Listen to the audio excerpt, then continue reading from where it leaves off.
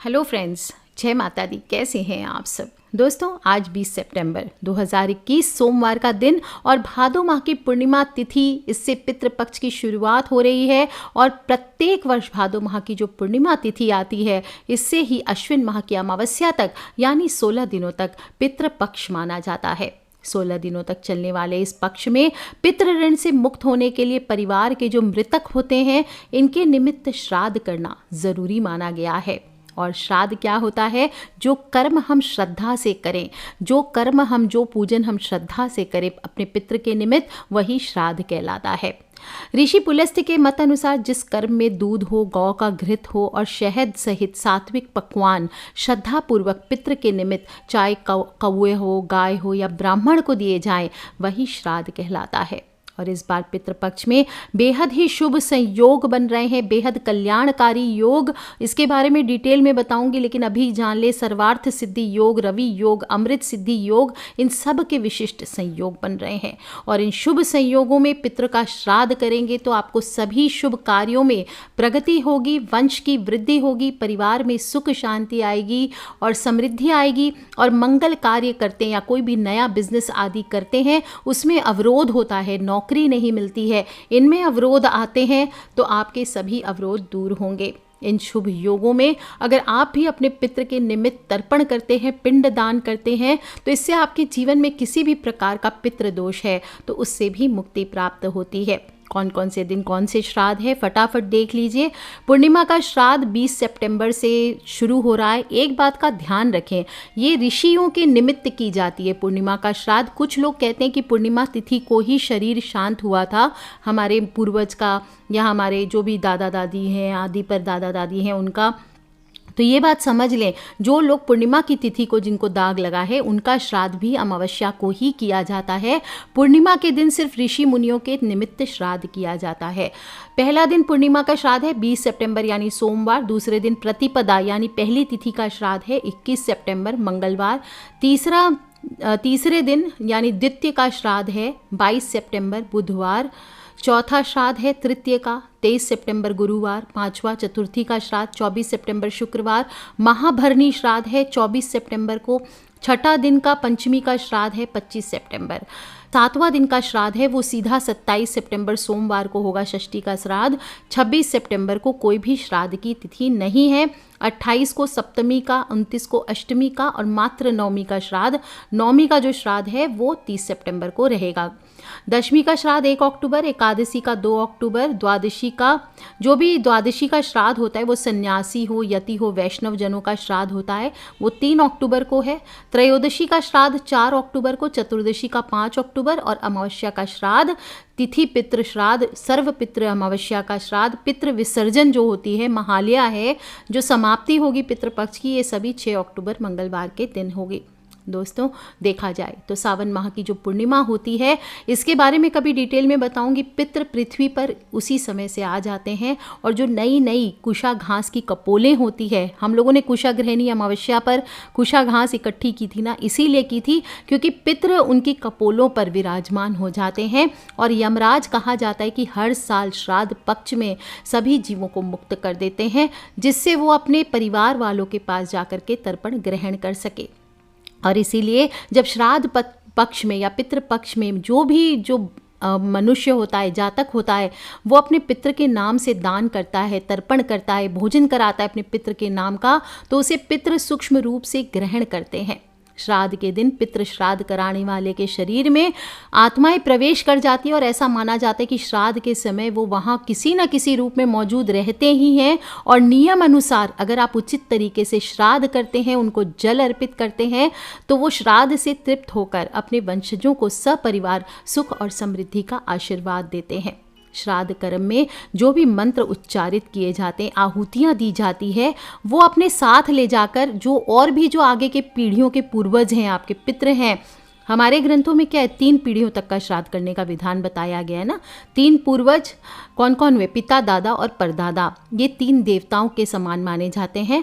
पिता को वसु के समान माना जाता है, रुद्र देवता को दादा के समान और आदित्य देवता को परदादा के समान माना जाता है। और श्राद्ध के समय यही जो तीनों होते हैं पूर्वजों के प्रतिनिधि माने जाते हैं, यानी आपकी जो 7 पुश्तक के पितृ हैं उनकी मुक्ति हो जाती है।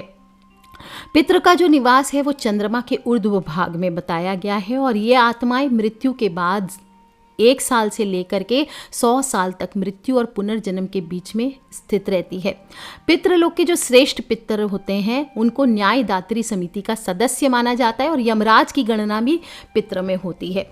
जो भी है, आपको पितृ के निमित्त कर्म करना चाहिए, श्राद्ध कर्म करना चाहिए, दोपहर के समय करना चाहिए। 3 मुहूर्त श्रेष्ठ होते हैं, पहला कुतुब मुहूर्त, रोहिणी मुहूर्त दूसरा, और तीसरा अपराह्न काल। ये श्राद्ध प्रोष्ठपदी कहलाते हैं और इन पूर्वजों के लिए किया जाता है जिनकी मृत्यु पूर्णिमा पर हुई हो, परंतु पूर्णिमा के दिन घी का दान व उपयोग मना है। और पूर्णिमा श्राद्ध करने से सर्व इच्छाएं पूर्ण होती है, मनोरोग दूर होते हैं, सांसारिक सुख प्राप्त होते हैं। श्राद्ध के 15 दिनों में आप कम से कम 15 दिन जल से तर्पण ज़रूर करें रोज। और कहा जाता है कि चंद्रलोक के ऊपर और सूर्यलोक के पास जो पितृलोक है वहाँ पर पानी की कमी होती है और जब हम जल के तर्पण करते हैं तो पितृ की प्यास बुझती है, वरना पितृ प्यासे ही रह जाते हैं। इसलिए आपको इस दिन उनके निमित्त उपाय करना चाहिए। आप चाहें तो अपने घर के दक्षिण दिशा में दक्षिण मुखी होकर के एक सफ़ेद कपड़ा बिछा लीजिए, उस पर आप अपने पितृ की फ़ोटो आदि भी रख सकते हैं और पितृ यंत्र चाहे तो रख सकते हैं और नारियल स्थापित करें। श्राद्ध में 7 चीज़ें बहुत ज़रूरी होती है। एक तो कुतुब काल यानी कि दिन का जो 8वां मुहूर्त होता है, इसमें आपको पूजन करना चाहिए। दूध, गंगाजल, शहद, टसर का कपड़ा, दौहित्र और तिल। कहा जाता है आप 1 तिल का भी दान करते हैं पितृपक्ष में तो ये 32 सेर स्वर्ण तिलों के बराबर होता है। अगर आप जनेऊ पहनते हैं तो यज्ञोपवीत जो है उसको दाहिने कंधे से लेकर बाईं तरफ कर लीजिए। तिल का तेल का दीपक कीजिए, सफ़ेद चंदन चढ़ाइए अपने पितृ को, 16 सफ़ेद फूल चढ़ाइए और आप चाहें तो अपने पितृ के निमित्त वस्त्र आदि भी रख सकते हैं, साड़ी, ब्लाउज़ या फिर आप धोती गमछा वगैरह बाद में किसी ब्राह्मण को जब भोजन कराएंगे उसके बाद दान कर देना चाहिए। और खीर ज़रूर बनाएं। गाय के दूध में, पके हुए चावल में शक्कर, इलायची, केसर और शहद मिला करके खीर बनानी चाहिए और इस खीर से आपको धूप करनी चाहिए। कैसे धूप करते हैं? गाय के गोबर के कंडे को जलाकर प्रज्वलित कीजिए। किसी भी बर्तन में आप रख करके जला सकते हैं, छोटे से बर्तन में या हवन पात्र है तो उसमें कीजिए और फिर खीर से दक्षिण मुखी होकर के 3 आहुति आपको देनी चाहिए। सर्वप्रथम इसके बाद जो भी आपने भोजन बनाया है उसमें से थोड़ा भोजन गाय का, काले कुत्ते का और कौवे हेतु ग्रास अलग से निकाल कर उनको खिलाना चाहिए और उनको ग्रास डालते हुए ध्यान रखें कि आपका मुख दक्षिण दिशा की तरफ हो। साथ ही साथ जनेऊ भी आपका बाईं तरफ यानी दाहिने कंधे से लेकर बाईं तरफ की ओर होना चाहिए। और भगवान श्री हरि विष्णु, श्री सत्यनारायण भगवान का स्मरण करते हुए तुलसी पत्र आपको चढ़ाने चाहिए और ओम सत्यनारायणाय नमः, ओम सर्वेभ्यो पितृभ्यो नमो नमः इस प्रकार से बोलते हुए आपको पूजन करना चाहिए। इसके बाद आपकी इच्छा हो तो आप घर में ही पिंडदान और तर्पण भी कर सकते हैं। जो लोग नहीं जानते हैं, ब्राह्मण आदि नहीं मिलते हैं, फॉरेन में रहते हैं, वहाँ पे पंडित आदि नहीं है, कोरोना का टाइम है, तो आप खुद से पिंड बना करके दान कर सकते हैं। जल आप तर्पण कर सकते हैं। पिंड बनाने के लिए जौ का आटा, खोया या फिर चावल, घी, बकरी का दूध या जो भी दूध उपलब्ध हो वो, शहद और शक्कर ये मिला करके पिंड बनाया जाता है। और जौ के दाने, काले तिल, फूल, जल और दूध इसको हाथ में लेकर के ये सभी चीज़ें डालिए और फिर दाहिने हाथ के अंगूठे के द्वारा इसको किसी थाली में छोड़ देना चाहिए जल देते हुए। इस प्रकार से पिंडदान किया जाता है।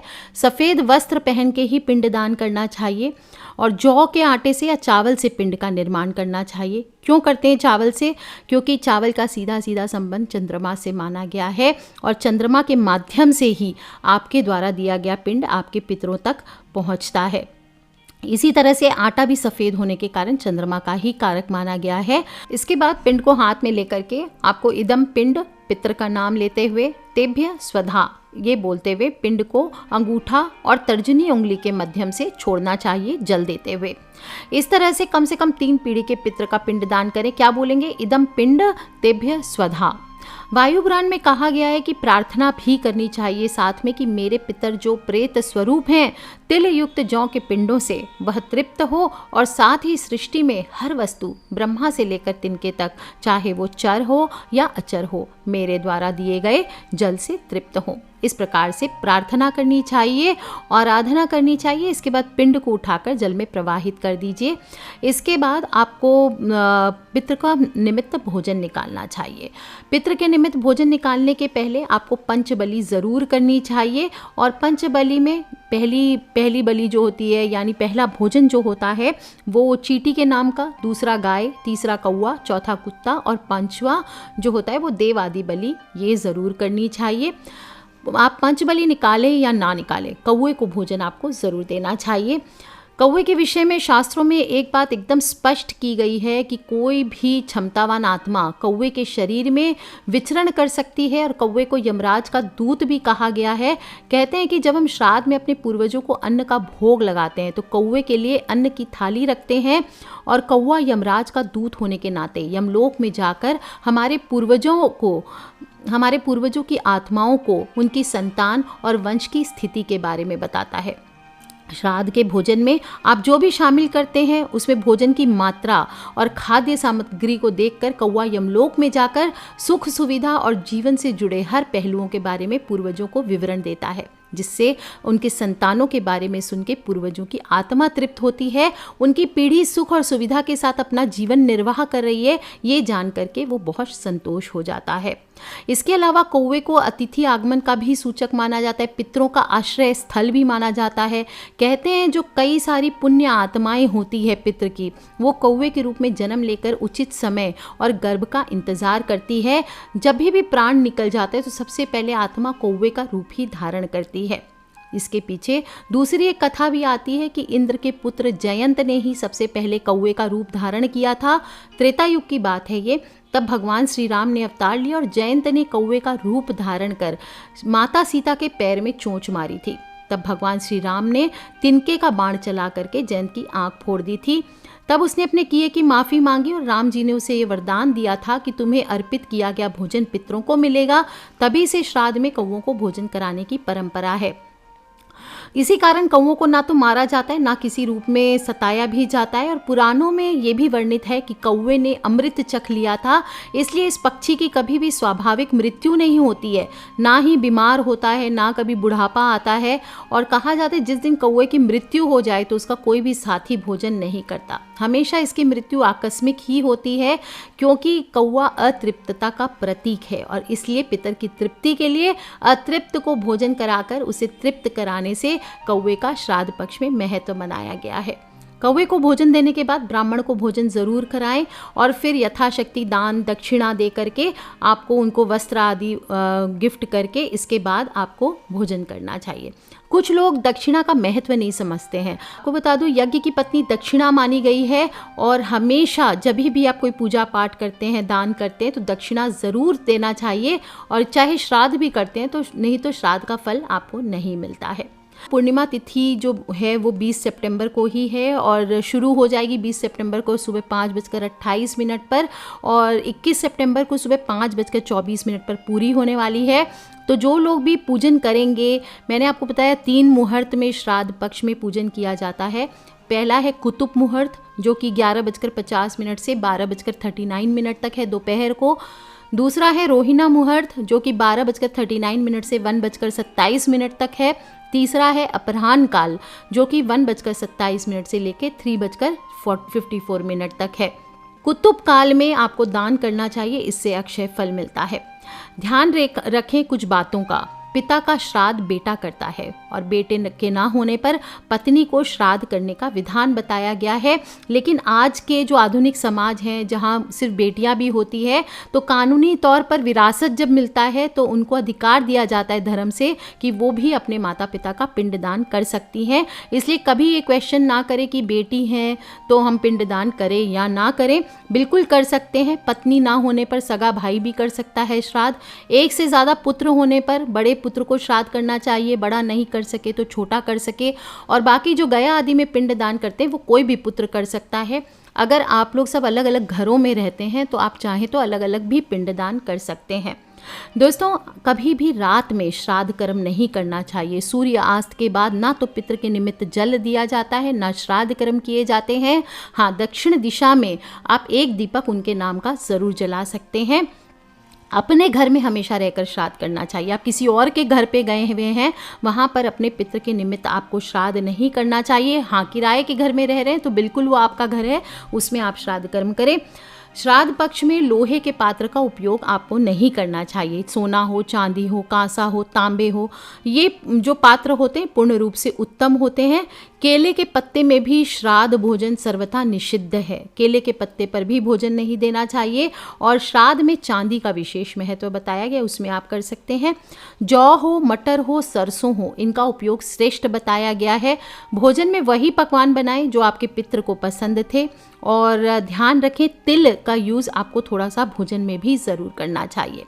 दोस्तों, जो लोग भी पितृपक्ष में पूर्वजों का तर्पण नहीं कराते, उन्हें पितृ दोष लगता है। इससे मुक्ति पाने के लिए सबसे आसान उपाय है पितृ का श्राद्ध करना। और श्राद्ध करने से ही पितृ को शांति मिलती है, वे प्रसन्न रहते हैं, उनका आशीर्वाद परिवार को प्राप्त होता है।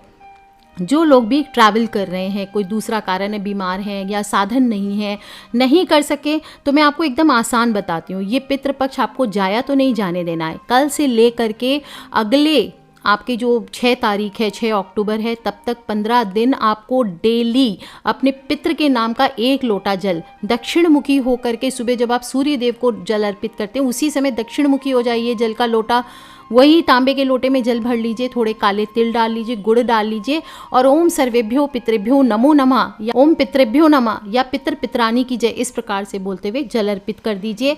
दूसरी चीज़, आप शाम को दक्षिण दिशा में दीपक ज़रूर जलाइए। आप कुछ करें ना करें, घी का दीपक होना चाहिए रुई की बाती के साथ। तेल का दीपक नहीं जलाना है, इस बात का ध्यान रखें।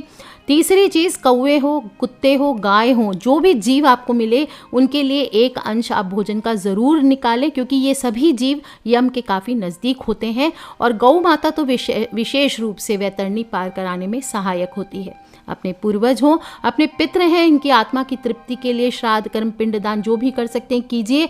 इससे आपके देखेंगे खुद ही आप घर परिवार में धन दौलत, सुख सुविधा, मान सम्मान, ऐश्वर्य में आपकी वृद्धि होगी। और साथ ही साथ किसी भी प्रकार का पितृ दोष होगा, किसी भी चीज़ में सक्सेस नहीं मिलती है, फेलियर्स पे फेलियर्स, हर काम में बाधाएं, हर फील्ड में फेलियर होता है। अगर आपको भी लगता है कि आपके जीवन में इस प्रकार पितृ दोष है, पितृ आपकी हेल्प नहीं कर रहे, परिवार में लड़ाई झगड़ा कलेश, चारों तरफ से मुसीबतों ने घेर के रखा है, तो एक बार इस पितृ पक्ष को जाया ना जाने दें। ये छोटे छोटे उपाय जो मैंने बताए हैं ज़रूर कीजिए और फिर आप खुद देखिएगा, ये 15 दिन आपके जीवन को बदल कर रख देंगे, आपके जीवन को एक प्रॉपर दिशा दे देंगे। सो कर लीजिए उपाय दोस्तों, और आपके फ्रेंड्स, फैमिली, मम्मी पापा, भाई बहन, बच्चे, सभी लोगों से निवेदन ज़रूर करें कि पितृपक्ष चाहे वो सुखी भी हैं तो भी उनको करना चाहिए, ताकि उनका आने वाला वक्त और अच्छा रहे।